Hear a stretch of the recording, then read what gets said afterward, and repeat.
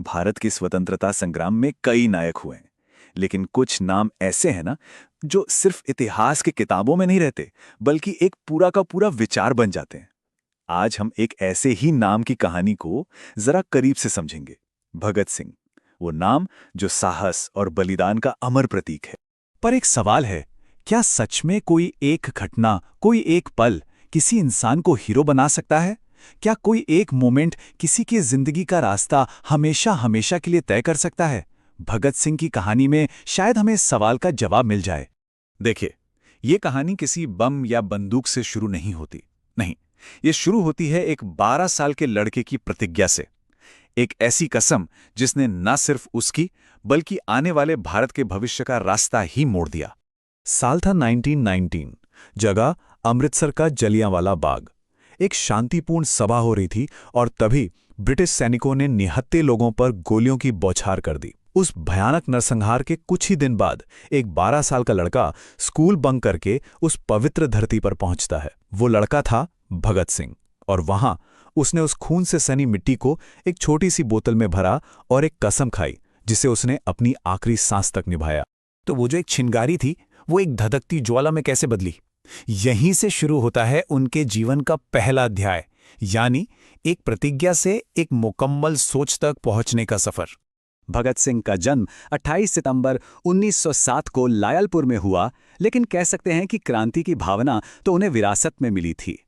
उनका पूरा का पूरा परिवार, खासकर उनके पिता किशन सिंह और चाचा जाने माने क्रांतिकारी अजीत सिंह, पहले से ही आज़ादी की लड़ाई में शामिल थे।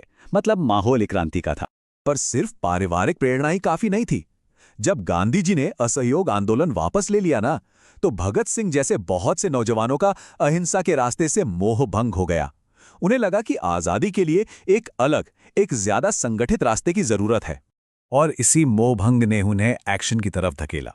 सबसे पहले उन्होंने 1926 में नौजवान भारत सभा बनाई ताकि देश के युवाओं को जगाया जा सके। और फिर वो चंद्रशेखर आजाद जैसे बड़े दिग्गजों के साथ हिंदुस्तान सोशलिस्ट रिपब्लिकन एसोसिएशन यानी HSRA से जुड़ गए। अब देखिए, एक लड़के की जो निजी प्रतिज्ञा थी, वो एक राष्ट्रव्यापी आंदोलन का रूप ले रही थी। और फिर हुए वो दो बड़े धमाके जिन्होंने ब्रिटिश साम्राज्य की नींव हिलाकर रख दी। लेकिन ये सिर्फ दो घटनाएं नहीं थीं, इनके पीछे के जो मकसद थे ना, वो बिल्कुल अलग थे। इन दोनों घटनाओं के पीछे का इरादा समझना बहुत जरूरी है। देखिए, एक तरफ थी 1928 में सॉन्डर्स की हत्या, जो लाला लाजपत राय की मौत का सीधा सीधा बदला थी। वो एक जवाबी कार्रवाई थी। लेकिन दूसरी तरफ था 1929 का असेंबली बम कांड, जो किसी की जान लेने के लिए था ही नहीं। वो तो, जैसा उन्होंने खुद कहा था, बहरों को सुनाने के लिए था। एक सिंबॉलिक धमाका। 8 अप्रैल 1929 असेंबली में बम के धुएं के बीच से एक नारा गूंजा जो हमेशा के लिए अमर हो गया, इनकलाब जिंदाबाद। भगत सिंह और बटुकेश्वर दत्त की ये आवाज आजादी की लड़ाई की पहचान बन गई। और यहीं उनकी रणनीति की असली प्रतिभा दिखती है। वो चाहते तो भाग सकते थे, पर वो भागे नहीं। उन्होंने जानबूझकर गिरफ्तारी दी, क्योंकि वो जानते थे कि असली लड़ाई अब अदालत के कटघरे में लड़ी जाएगी। उन्होंने अदालत को ही अपनी विचारधारा का मंच बना दिया, और इसमें वो पूरी तरह कामयाब भी रहे। तो चलिए, अब उनके जीवन के उस दौर पर चलते हैं जहां शारीरिक कार्यवाही से ज्यादा उनके विचारों और उनके बलिदान की लड़ाई लड़ी गई। ये कहानी है जेल की कोठरी के अंदर से उठी एक आवाज की। 116, ये नंबर क्या है? ये सिर्फ एक संख्या नहीं है।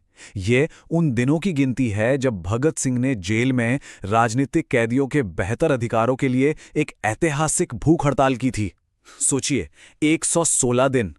जेल की दीवारें उनके शरीर को तो कैद कर सकती थीं, पर उनके विचारों को नहीं। वहीं जेल में रहते हुए उन्होंने अपनी कलम से संघर्ष किया और लिखा, मैं नास्तिक क्यों हूं।